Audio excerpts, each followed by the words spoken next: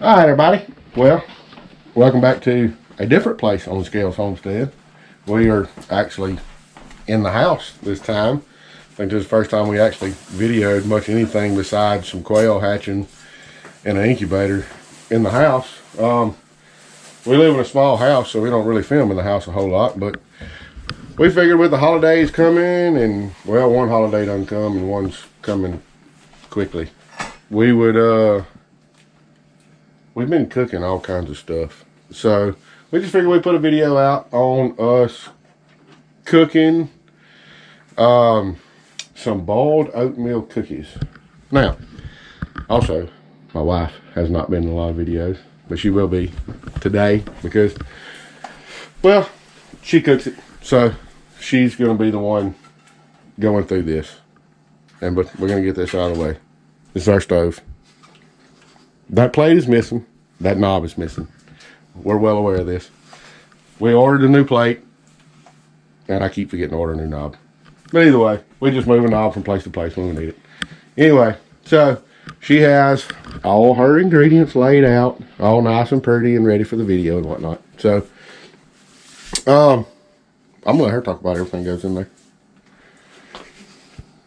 You can move this side. I'll get right here. Okay, we have 1 3/4 cups of granulated sugar. We have 1/3 cup of cocoa powder, unsweetened. 1/2 cup of butter, which is also 1 stick. 1/2 cup of milk.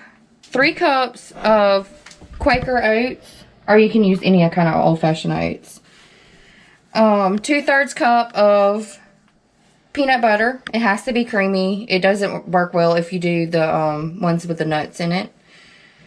And that is and some vanilla. And that's all that goes in this recipe. You start out with adding your sugar, your cocoa, your butter, which is very soft, and your milk.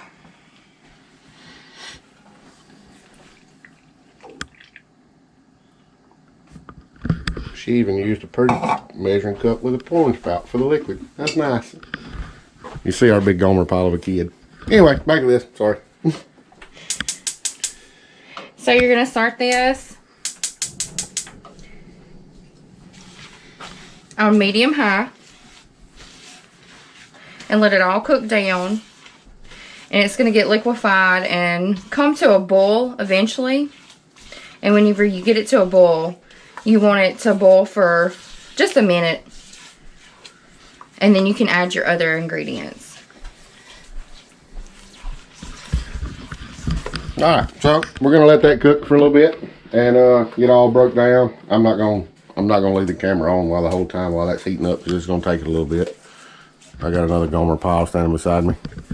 And anyway, we'll be back with you in just a little bit whenever we move on to the next step. And for y'all, it'll just be a second. For us, it's gonna be a few minutes. But either way, we'll see you in a little bit. Okay, so it's up to a boil. As you can see, all the bubblies. That's got to boil for like 1 minute before we turn it off. It just helps everything cook together good, the butter and the sugar and all that good stuff, because it'll help the sugar thicken up. That way when you make the cookie, it'll set up and get all nice and firm and hard and whatnot. Anyway, so we're letting that boil for a minute, and then we got to add, what we add next? We're adding vanilla, the oats, and the peanut butter. Cute.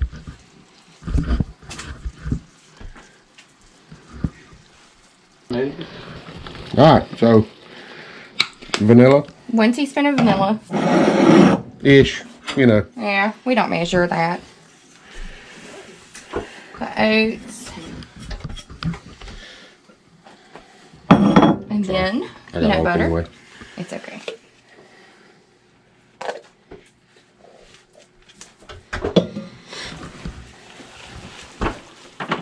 And then you just get it mixed in together, which takes a few minutes to stir in before it really gets mixed. At this point, you have your fire off. As soon as you start adding the vanilla, you turn the fire off.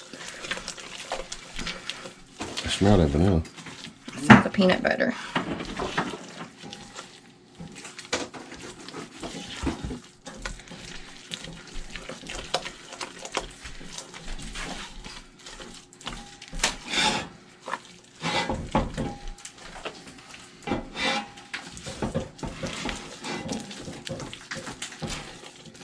It's getting super thick now.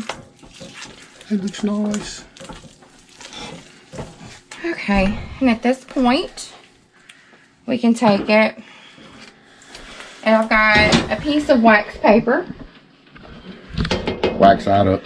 You can't see it on the counter too much. Shiny side up. And I just take a little cookie scoop. Make sure I got a full scoop. Kind of heap it over. And then just space them out. That'll kind of flatten out as it cools. And so I don't really care about the shape right now.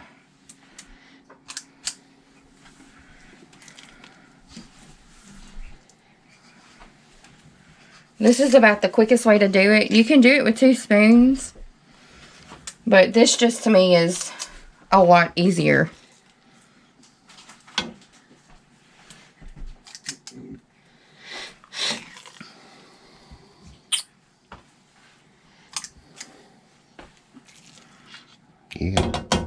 Yeah, it's pretty.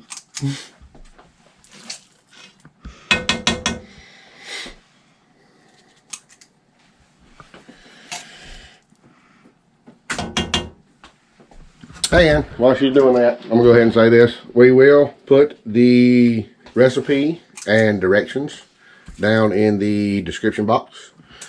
So, in case anybody wants to try to make these, the ingredients and the instructions, yeah, they will be down there, so y'all be able to see them and screenshot them or whatever you want to do, and have them, write them down, whatever y'all want, it don't matter. And y'all have them, y'all can make them for your family or your friends or whatever, you know. We that's part of what homestead life is about sharing things that you learn or that you know or whatever, you know. So we figured we'd do this little video on how to make these little cookies that are really good. Every time we make them, they last about, I don't know, 36 minutes, and they're gone. By the time they set up real good, they're just about gone because, well, they're really, really good.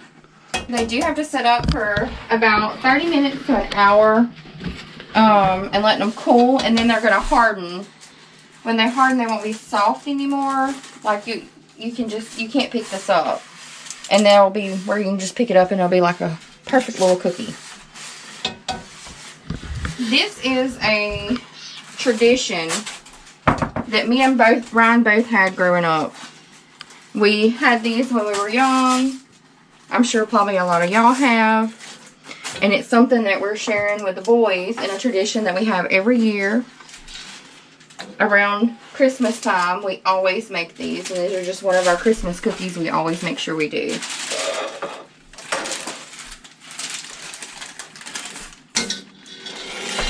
I try to hand it to you the right way. It's okay. You got it. That's all that matters. Alright. I knew I was going to do that. So, this is just that one little batch. You know, the recipe that she showed you was just one batch. And, I mean, you see it's made, what, 3, 6, 9, 12, 15. It's made a bunch of cookies. We'll put that part in the description box, too, that it makes approximately so many, like, 2-inch cookies or whatever, you know. And,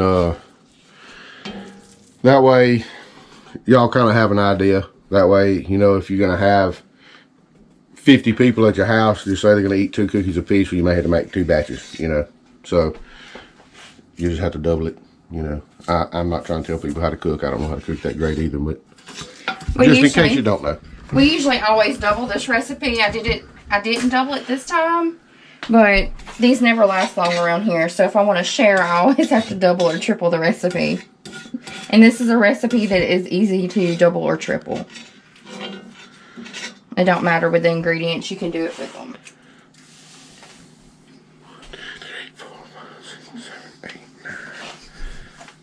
Well, I made almost 30 cookies. Right? Oh, Lord, I run to the cabinet. Made 28 cookies. Let me move out of the way. So, that one batch made 28 cookies that are going to end up being, well, you see on the camera, you know, about 2 inches in circumference. So, it made 28 of those. So, you know, if you're going to have 50 people, you can make double that. And you should have enough cookies to feed 50 people. I know, refrigerator leaned up against you. So anyway, this was Ashley's maiden voyage on videoing. She done a great job. She's wanting to get more involved with it and stuff, so we figured this would be an easy introduction for her. Something that she likes to do is cook, and something me and the boys like to do is eat. So we figured we would put that out there, you know. And like I said in the beginning of the video, it's coming up on the holidays, so this is something y'all can make for your Christmas get-togethers and all that good stuff. So I keep leaning up against the control panel on the refrigerator, beeping at me. And so anyway, we hope y'all enjoyed it. We hope y'all learned something. And the boys over there being goofy making supper. So, like I said a minute ago, it's the boys making supper. We're having pigs on blanket. And you see Zach is poop costume. Xander is a chicken, I believe. Pretty sure he's a chicken. Yep. Well, he's a chicken nonetheless, but I'm pretty sure he's in a chicken costume. He's a chicken. So, yeah. Be nice to each other. Anyway. I have no idea.